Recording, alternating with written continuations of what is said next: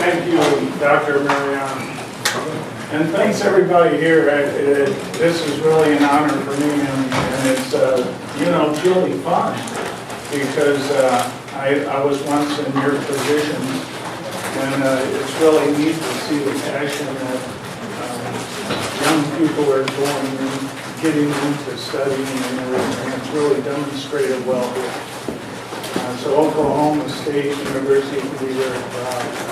It's a real cool university. I had a chance to tour around. My first time here. So when I went to college, I studied biology and meat science.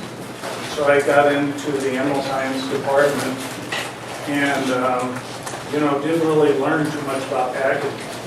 It wasn't until after I graduated, and I was hired by Bemis as a consultant. And that gave me the freedom to explore other things I wanted to do, and one of them was starting deli stores. So when I first started, Bemis used me to go into the hand processor and teach them how to package ham that was going to be cooked in the package. And so packaging was around, in the 1900s, this cooking packaging didn't start till 1980 about. And so I started with Bemis in 1982, and that's where the industry learned how to modify polymers so that when they were heated up to a cooking temperature, they wouldn't migrate into the food and cause a problem from a safety standpoint, from a cancer-causing standpoint. So then Bemis needed to explain that to the hand processor because they had to change recipes and formulations in order to get into this type of technology, which would save them millions in yield losses that occurred during conventional processing. So I start to develop my passion probably in '82, and a lot of you students here will start to become even more passionate about something probably after you get out of OSU.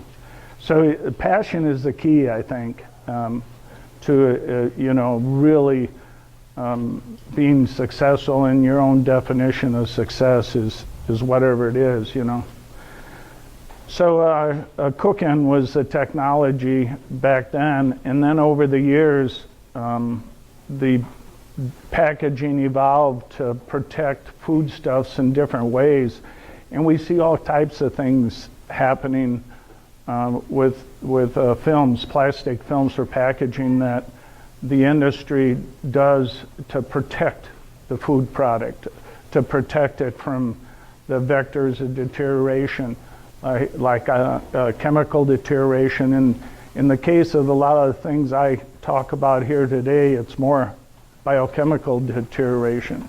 So I'll talk about the actual biochemistry of fresh meat, for example. So I titled it Packaging to Protect Fresh Meat Color, and I focus on I don't say fresh meat, I say meat color. So I focus on fresh meat, but I also include processed meats. And what I think a good place to start, and by the way, if anybody has any questions, just jump right in, because that'll give you an opportunity to wake up. If you start to doze a little bit, just raise your hand, ask anything.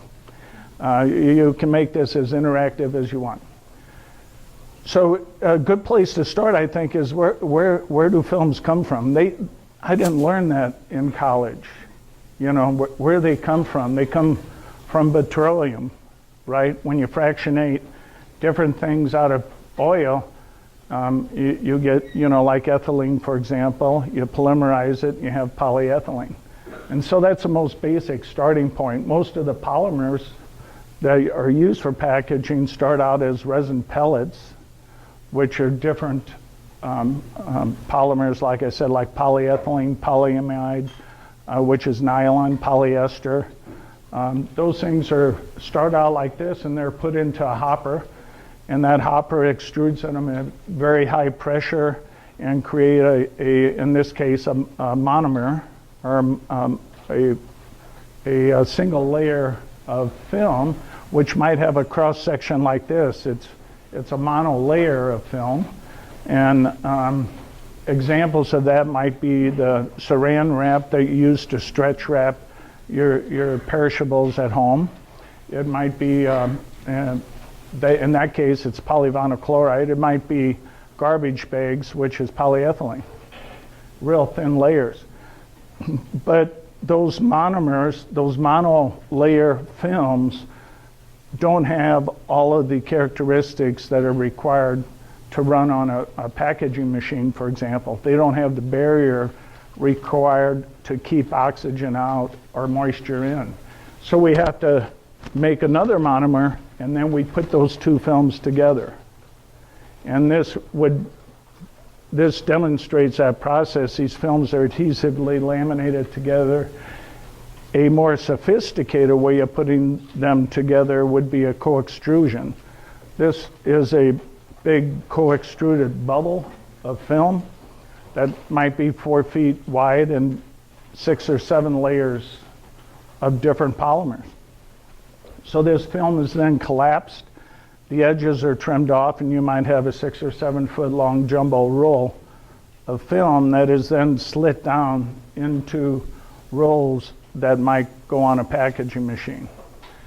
The most basic packaging film for meat it might be 3 functional layers, and if I animate this to give you an example of them being extruded to create a finished layer, one polymer might be used for strength, such as polyester or nylon.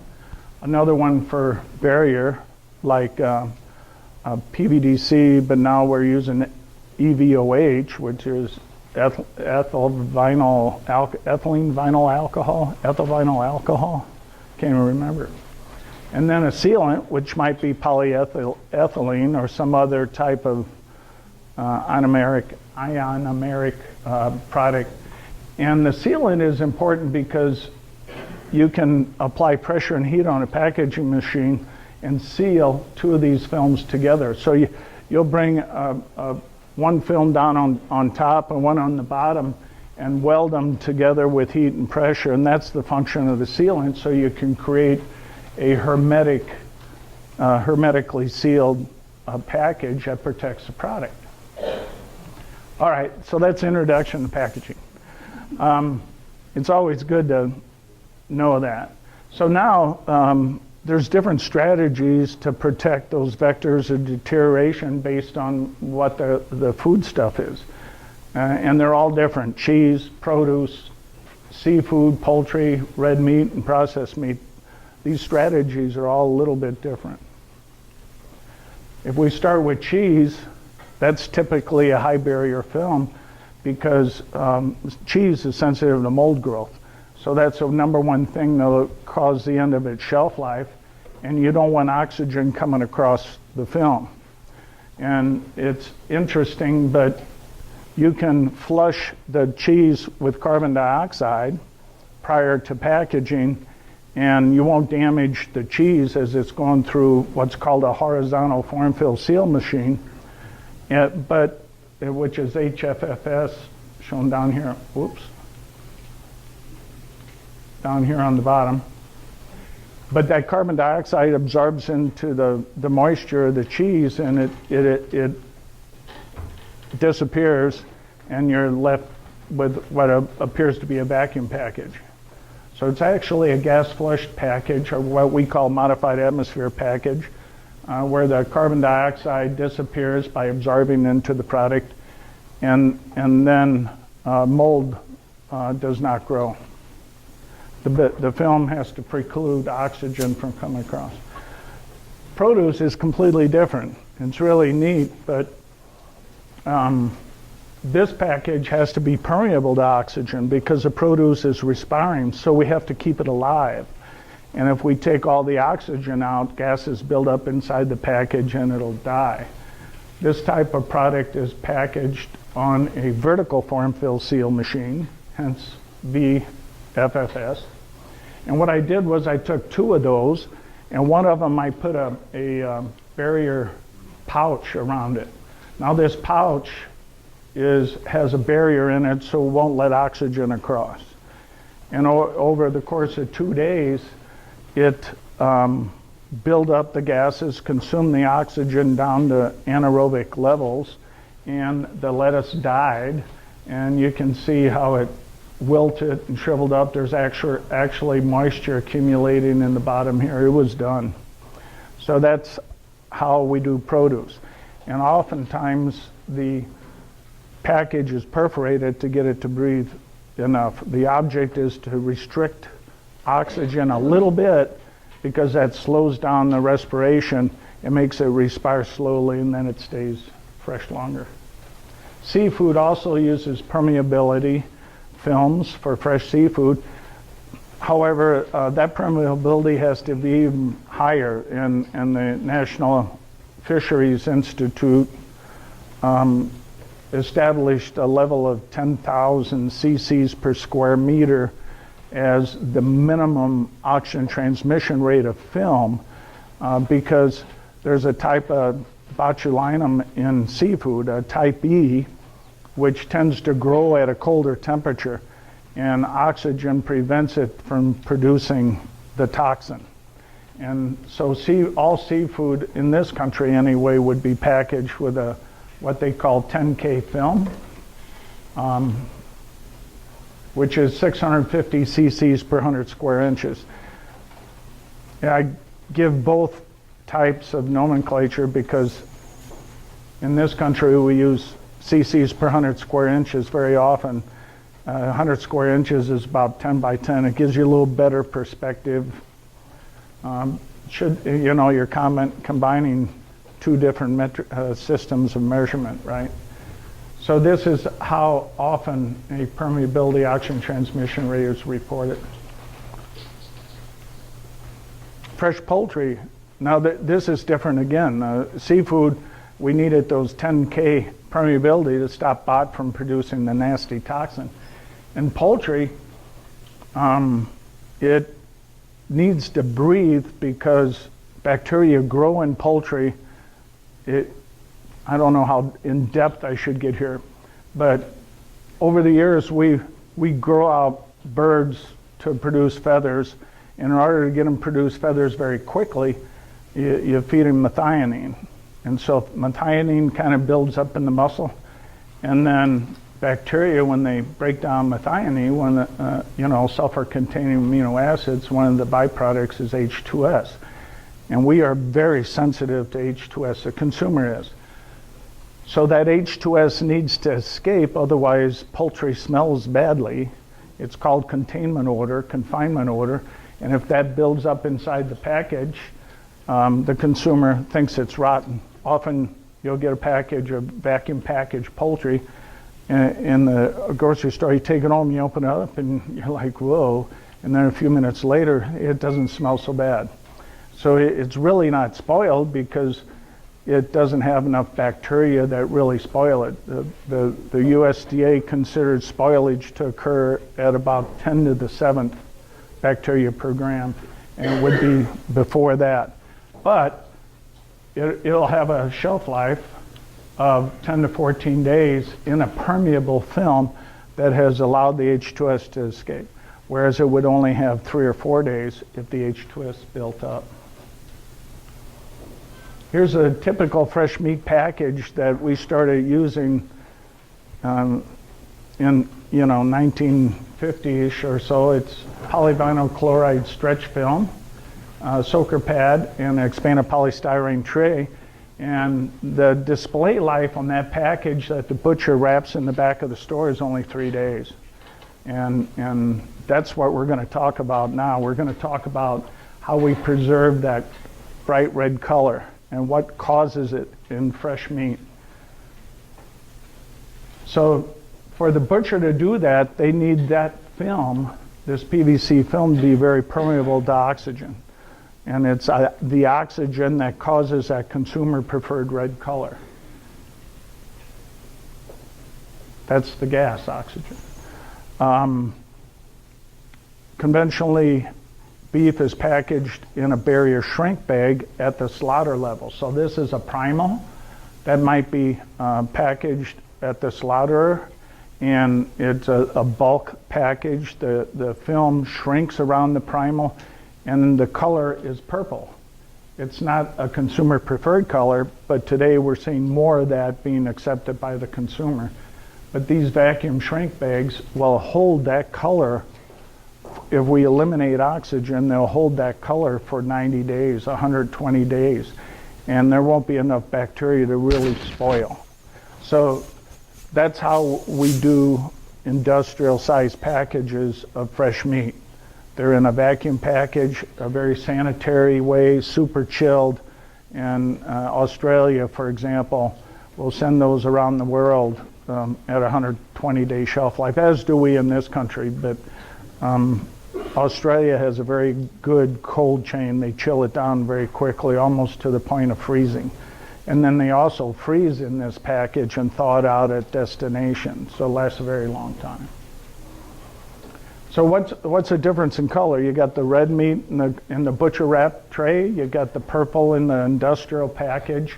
If we take a vacuum package of,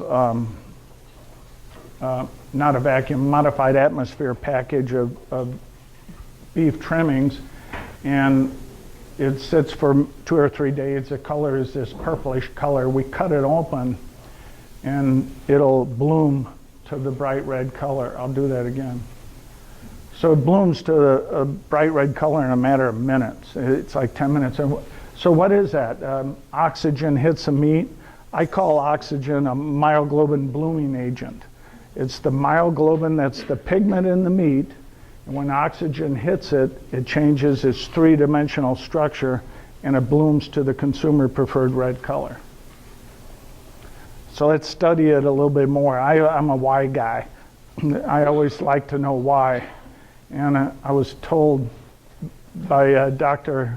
Zhang, I'm very sorry. Dr. Zhang, that his students just completed a course on meat, so you all have been exposed to myoglobin. So let's talk about it in depth, and it's hard to wrap your arms around it, but myoglobin, it starts with a heme ring. The function of myoglobin in life is to pull oxygen away from the hemoglobin. We breathe oxygen in, goes into our blood, and the myoglobin will grab it and take it to the mitochondria where they use it for respiration. That's the function of myoglobin. So it has an affinity for oxygen. And there's these globular proteins around myoglobin that give it its enzymatic function. I think myoglobin is an enzyme. I mean, it catalyzes the transfer of oxygen from hemoglobin to mitochondria. So it's more of an enzyme to me. But oxygen, when it's in the atmosphere of myoglobin, it goes into a cleft that's formed by those globular proteins. And when that happens, it changes its three-dimensional structure to reflect light a little differently, and that's where you get the red bloom. That oxygen is kind of big here. Myoglobin has a molecular weight of 17,000. That oxygen only 620. That would be like me picking up a golf ball. So it's a big molecule. And then it gives it up to the mitochondria, and it actually turns brown. Now this is textbook. Did you guys have this? In that, did you? So you've got 3 types of myoglobin that we know in everyday life. I mean, if you start here with the deoxymyoglobin, that's the purple color, and you oxygenate it, you get oxymyoglobin, that's a red color. And then when it dumps oxygen, oxygen takes an electron with it. And when it does that, that's what causes the heme ring to change shape, and does that constitute changing shape? It like buckles, and it turns brown. And then there's enzymes naturally occurring in the meat which reduce this brown color back to the purple. And that enables another oxygen molecule to go in and do its thing, dump it. And so the same deoxymyoglobin would be very functional and continually cycling around. You know, it's not maybe a triangle like this. It might be a buildup of these guys, and you get a reduction of these guys, and that's at the end of your shelf life. So it's a relative percentage of all three of these pigments that determine the color of fresh meat. The enzymes that are present, those are called, they create an activity called the myoglobin reducing activity. And they also affect a quality of meat which we call the oxygen consumption rate. Beef will have a higher myoglobin reducing, lower myoglobin reducing rate, but a higher oxygen consumption rate than pork or poultry. Poultry has a very quick MRA. It reduces its myoglobin very quickly. So it's species dependent. This is what I call the MET curve. It shows you what happens over time with the buildup of myoglobin. So if you start out immediately after cutting, after it's exposed to oxygen, 100% of the surface is oxymyoglobin because of the atmospheric oxygen goes right into the myoglobin. The meat's still live. You know, we just took blood away from it, so it doesn't have anywhere to go. You know, the myoglobin has nowhere to get oxygen from, but when it sees it in the atmosphere, it attracts it. The oxygen goes to it like a magnet. And so you virtually get 100% oxy, and it's gradually displaced by the MET. And when it gets up to 40%, that's when the consumer discriminates against purchasing, and it's at the end of its shelf life. And that'll typically happen in less than 5 days. So we can animate this. I'm probably doing too much animation here, but if we take a cross-section of meat like this and just cut the meat immediately after cutting, it is purple because that's a natural color, the deoxymyoglobin, if you will. And then atmospheric oxygen penetrates into the surface, and it causes bloom within minutes. And then over time, this red color oxidizes, but it oxidizes from the inside out. And so you'll see over time, this red color is displaced by myoglobin until it gets all the way to the top. We can actually capture this in real life. And I did that here by taking a tray pack of ground beef, broke it apart, and set that broken piece on top so I could take the pick right away, because by the time I took the pick of this part here, it started to bloom down here. But if you capture it right away, you see the deoxy purple core, you see the myoglobin layer, and then the oxymyoglobin surface from the penetration of oxygen in the atmosphere. So that gives you an introduction to myoglobin, gives you an introduction to packaging. Now, what are the strategies to protect fresh meat color as we move forward in the industry? And you know, the biggest change that we probably saw was in 2002 maybe, where Walmart goes, hey, butchers are inefficient, we're gonna get rid of our butchers and go to centralized packaging. That was a springboard for the industry to say, hey, we have to retail package fresh meat. You know, that's the wave of the future. And that's about the time I really start to get passionate about meat color and start to study it a lot. And so what Walmart did was they went to a MAP package. That's this one right here, number 3. And they didn't like the way it performed, so they went to a number 4. And I'll show you the differences as we progress here. But first, let's talk about vacuum packaging. This one of there's 2 methods of vacuum packaging I want to demonstrate here real quick. One is a vacuum package with permeable film. So if we take this cross section of meat, after it's cut and exposed to oxygen, it penetrates to bloom it on the surface. So what I'm demonstrating here is a cross section after it's bloomed on the top surface. And if we protect that by making a vacuum package with a low barrier film, that means oxygen's going to continue to permeate through that film over time. But what'll end up happening is it'll oxidize from the inside out, and then go to the brown color in a matter of days. I mean, this happens in 3 to 5 days fresh. So what people use this application for is for frozen steaks.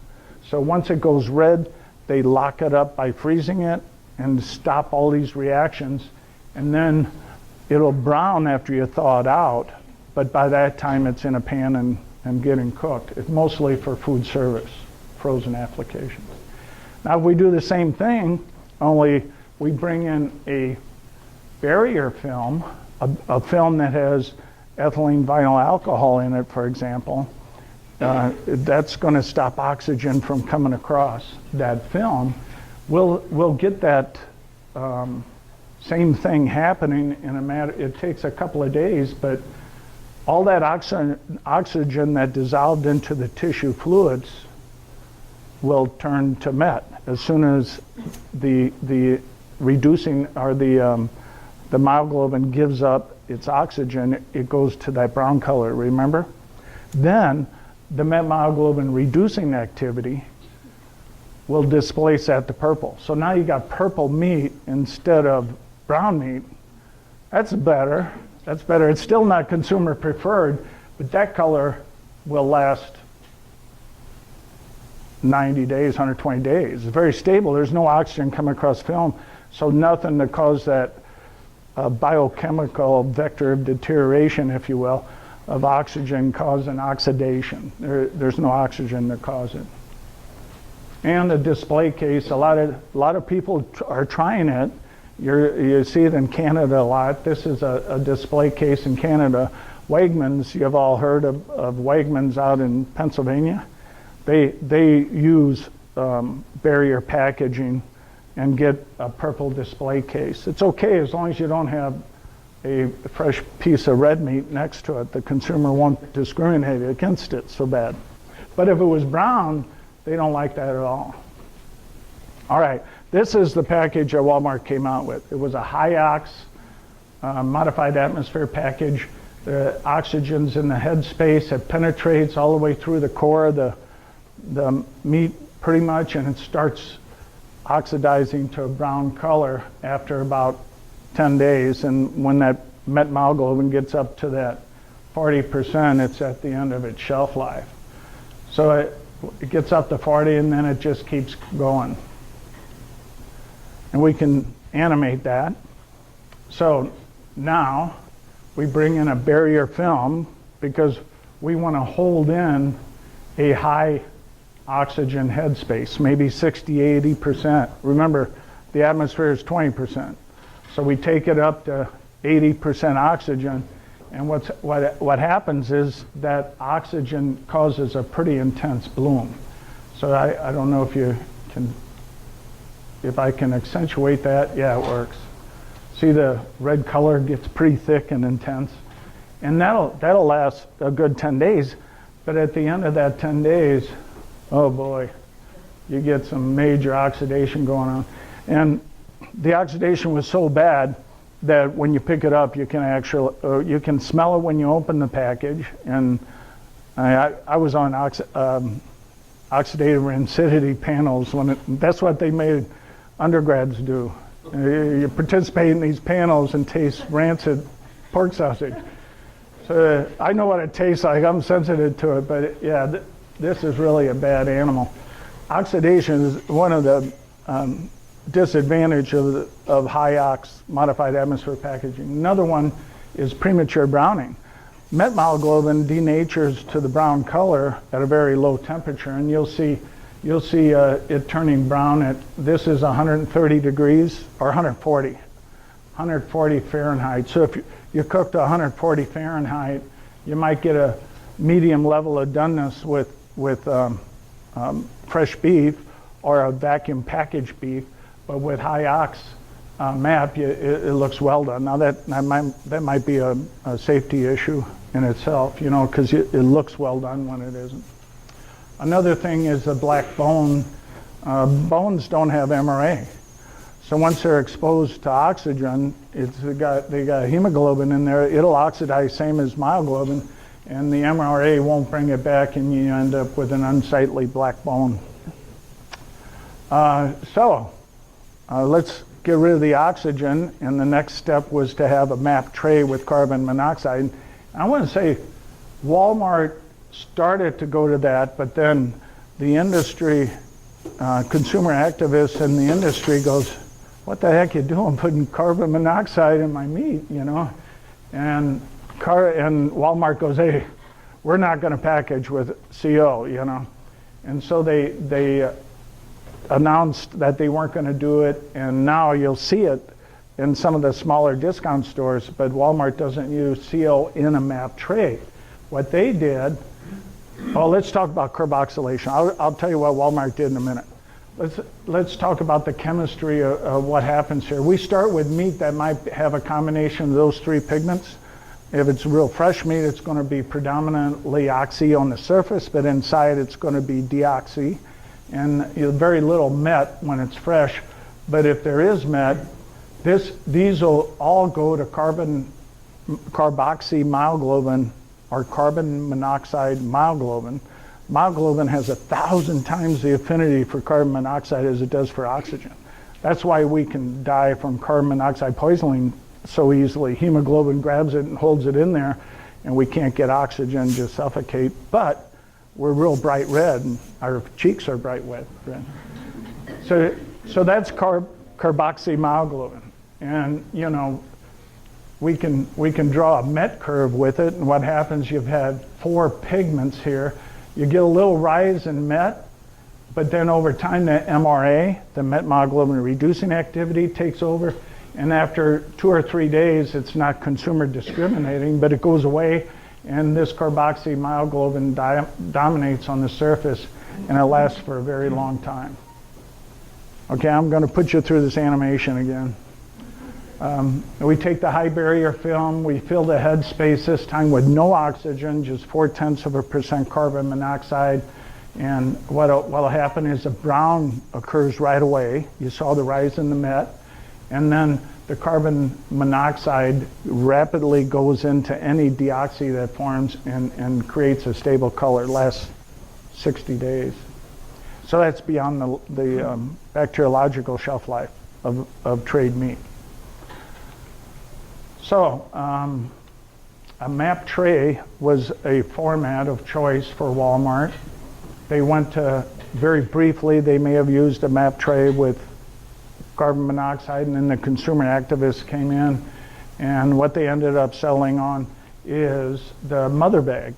So the mother bag is a packaging format that uses carbon monoxide in a pillow pack. And it even uses an oxygen absorber to get rid of the residual oxygen, because you get rid of all the oxygen, you're going to have a very little MET curve, and it'll go to the consumer preferred red color because of the CO, and that'll last 28, 30 days because at that time you hardly have any display life left. So the object is to get it in the display case before it goes sour. And that's the nature of that business today. It's a very popular method for case-ready fresh beef. And the shelf life after you take it out of that package, put it in the display case, is 3 to 5 days. And then the MET will take over, carbon monoxide will dissipate, and oxygen comes in and causes MET from the inside out. So this is a more of a novel packaging format for fresh beef. It takes a clear film that has nitrite embedded in the sealant layer, and that nitrite forms NO, nitrogen monoxide, or nitric oxide, and that bonds to the myoglobin pigment very similarly as did CO. Only myoglobin has an even more affinity for nitric oxide than it does for carbon monoxide. Here's a cross-section of the film. Remember those 3 layers from that one slide? It has an outer layer, which might be nylon, a barrier layer, which might be the EVOH, and a polyethylene layer that has invisible nitric oxide, nitrite, sodium nitrite crystals in it. Nitrite's very reactive. It's not like nitrate that you eat in vegetables, which breaks down the nitrite. in your body because your body reduces it. But nitrite will start to react with oxygen and is a very, very powerful oxidant in the presence of oxygen. In the absence of oxygen, it's a reductant. It's a goofy molecule. It's crazy. So these invisible nitrite crystals break down into nitric oxide, and immediately after packaging, the nitrite that interacts with those three pigments like you saw in carbon monoxide form nitrosyl metmyoglobin. So the oxygen that's soaked into the tissue fluids is forced to a met state by the nitrite. Remember, nitrite in the presence of oxygen is an oxidant. So you end up with brown meat. It's like, what the heck happened? You know, nitrite was supposed to protect my color. Well, it takes about 48 hours, but after that period of time, that nitrosyl metmyoglobin is gradually displaced by nitric oxide myoglobin. And that's the consumer preferred red color, the same as oxymyoglobin.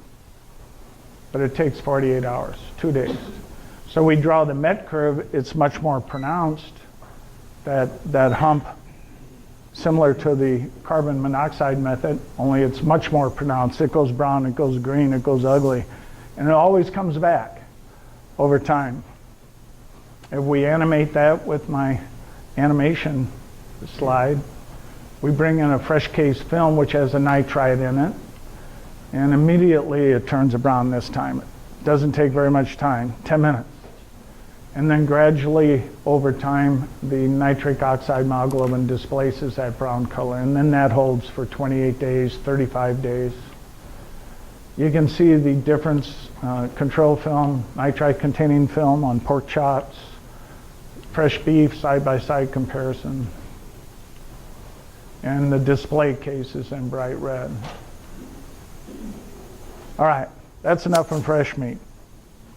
If anybody has any questions on fresh meat, just chime in there. I was always told by butchers that the older the steak, the better. Is that true? Well, that's for aging. So, I could talk forever about this. So what the industry did, and the industry harvesting, if we harvest beef for retail, the meat is so fresh. So if I'm a butcher and I slaughter and I take 24, 48 hour meat and I put it through the grinder, it might last 2 days in the display case. And what happens is that meat is so fresh that it chews up oxygen so quickly that there isn't enough oxygen to keep it bloomed in the bright red color, and it goes brown. And then it can't reduce it quick enough before another oxygen molecule from the atmosphere is there to keep it oxidized. Now, when that oxygen builds up to a high level, it would stay fresh, but you know it's too fresh. So what the industry learned was, hey, this meat needs to be about 2 weeks old, otherwise a butcher isn't going to last. So we've created in our supply chain a method of harvesting whereby we don't get it to the retailer until it's about 2 weeks old. And if you go to a retailer and say, hey, let me see your boxed beef, you'll be lucky to find one less than 2 weeks. But that's for color. Now, it takes about 18 days for the meat to completely resolve rigor mortis and become tender.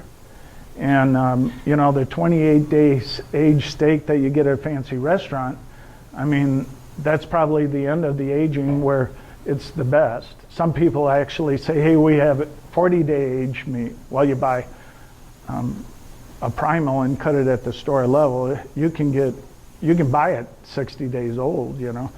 So you could have aged beef that's aged pretty long. But if you go to 18-day age, that's when it's the most tender. Beef. A resolution of rigor and tenderness in pork might happen in 6 days. Is that okay? But the color thing is interesting. The 18 days, that's on the regular refrigeration with special packaging?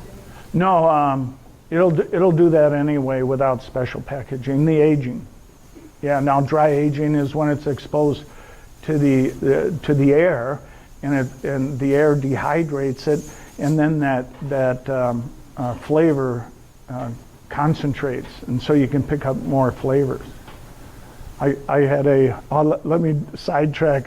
This is we had a guy at Illinois. His name was John Ordal, and a famous microbiologist. You ever hear of John Ordal?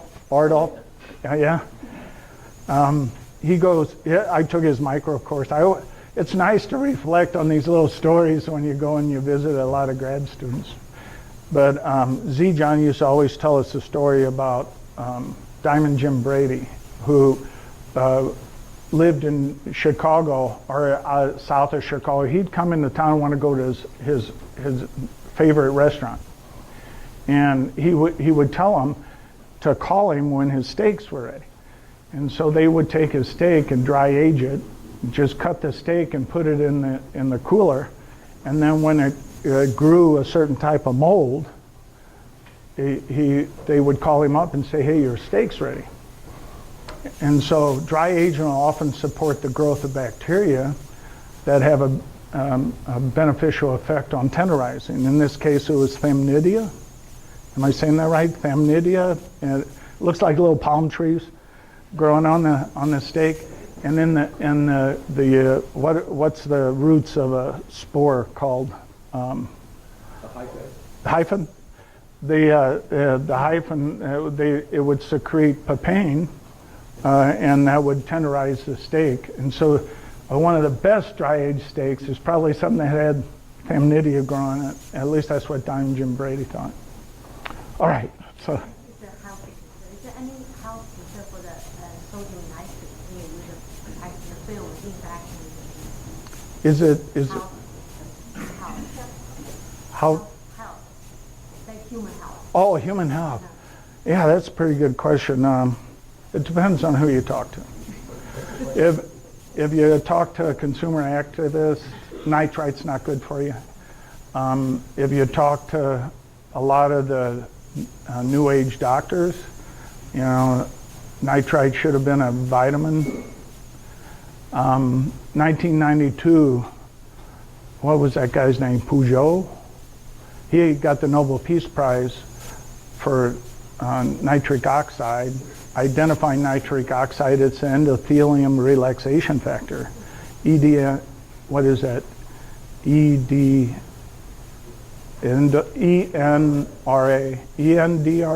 endothelium relaxation factor. Maybe it's EDRA, ENRA. I can't. I'm trying to figure out the acronym.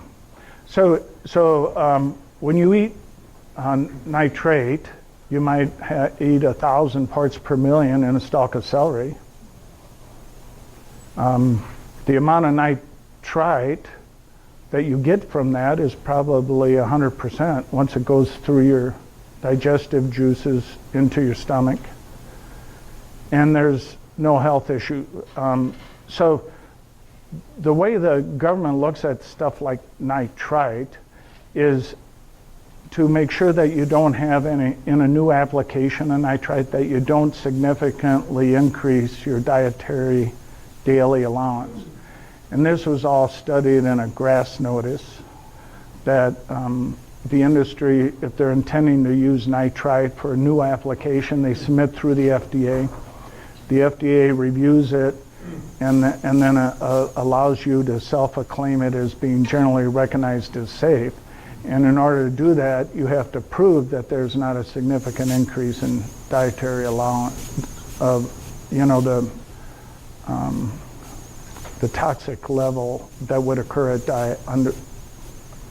So anyway, this nitrite in the fresh meat film is in there at a level that might deliver 2 parts per million to the finished product. And then that's quickly broken down to the endothelium relaxation factor, NO, and that's what combines with the oxymyoglobin, and at the end of the day, you can't detect residual nitrite. So for the fresh meat application, there's no concern with dietary nitrite as a health or safety issue. It's being used on the field, like cooked, process. Well, yeah, I'll talk about that now. So with cured meat, what we do is we'll take the meat product, which has those three, the color triangle, myoglobin forms in it. We'll mix it with the cure, and we get the nitrosyl myoglobin, which forms because it was exposed to oxygen, and you mixed it with salt and nitrite. Our ingoing nitrite now is 156 parts per million. And all of those reactions and everything end up converting that after you heat it and you cook it, or you add acid by fermenting, it'll convert it to nitrosyl hemochrome. Now, you very rarely see nitric oxide myoglobin here. You just don't see it because we never look at it in the absence of oxygen. Processed meats. We put it in a mixer, the atmosphere gets the oxygen in there, it forces it into met. We don't give it time unless we stuff it out into a casing or something, let it sit overnight or for a couple of nights. It'll convert to the nitric oxide myoglobin. We usually don't see it before it gets processed. And so now we denature the myoglobin pigment. By the time we get to here, there's probably 60 maybe parts per million left of residual nitrite. And then by the time we package it, there's maybe 40 parts per million, and that goes down over time. By the time you eat it, it's in a processed meat product, it's less than 40 parts per million. And that's what's used in these studies to determine dietary amount consumed. All right, this is the nitrosyl hemochrome. That's the core of the myoglobin, which has the globular proteins cooked off. And that's the pigment that's responsible for cured meat color. So nitric oxide is attracted there, and another molecule of either nitric oxide or in this case nitrite tends to stabilize that pigment, and you get a very stable pigment. And so now what you have to worry about in terms of protecting the color of cured meat is this nitrosyl hemochrome going to methemochrome. And what causes that is oxygen. It takes an electron out of that iron atom, causes the oxidation. And the things that accelerate it would be oxygen. That's a hemochrome oxidizing agent. Oxygen is a myoglobin blooming agent and a hemochrome oxidizing agent. It should have acronyms for that. So light will catalyze this rate of reaction. It'll actually occur in a very short period of time if oxygen is there. In fact, we would do studies where we take ham that's vacuum packaged, and then we'd put them in the display case to measure their shelf life. And when that met hits that 40%, you're done, right? Although we never quantified that. It's in the literature, so it's an estimate. So we take the meat off of the packaging line, and a lot of these studies that I was involved in was in California, and everything's outside in California. So you might have a packaging machine, 200 yards away from your lab, but to get there you go outside. So we leave the packaging room and walk to the lab and put the meat product in the display case, and it's brown. We're like, oh my God, what's going on? And we thought it was the film. Well, it was either the film, the machine, or the product, right? I mean, those are the three things we had to look at. And we concluded that this light catalyzed rate of oxidation is what was doing it. We exposed it to UV light. And I want to say the industry got real aggressive about protecting UV light from processed meats, even to the tune of saying, hey, you have to have a UV block in the film, built into the film. Polyester will block UV, so you can build it up with polyester and see what happens. But at the end of the day, if you can see it, light's going to catalyze it. So UV block doesn't do anything for you if it's visible. If you cover it up, it'll protect the color for a lot longer. So the other thing that catalyzes the oxidation is the loss of residual nitrite. And when that residual nitrite falls below 10 parts per million, that's when it'll turn brown. So that's when you're at the end of shelf life. And here's our famous animation. We're going to cut the slice of product. Let's say it's ham or bologna. We slice a product, and the oxygen that dissolves into the tissue fluids turns brown over time. That's the methemochrome. So if we take that product and we put a high barrier film on it, the atmospheric oxygen can't penetrate any longer. Uh-oh, I lost some animation. And the color's stable. But often you get a brown color developing if you expose it to light too soon. So the idea here, and this is how all conventional processed meats are packaged, they use a high barrier film, and this stable color is created after 2 days in the dark. And so that same meat product that turned brown right away after display, after taking it across the street, it bloomed back after you took the light away. And that's kind of surprising too, because the literature teaches us that myoglobin, or methemochrome, nitrosamethemochrome, it cannot reverse back to nitrosohemochrome, but it can. I see it all the time.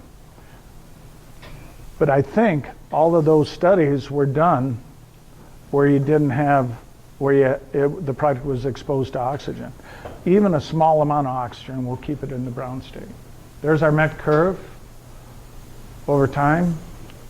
You know, it can go out to 90 days. If you have light or a poor film barrier, it doesn't last. Here are two packages, one's with a 1 cc per 100 square inches, the other with 2 cc's per 100 square inches. There's a relatively good barrier. Today, film barriers are 1/10 of a cc per 100 square inches. And after 60 days, you can see these franks turn to the pale color. That's just talking about light. There's two parts, UV and visible. They both catalyze it. So it's not going to help you to block the light. Boy, I don't know how I got us out of sync here, but this is the one that I thought I was showing you before.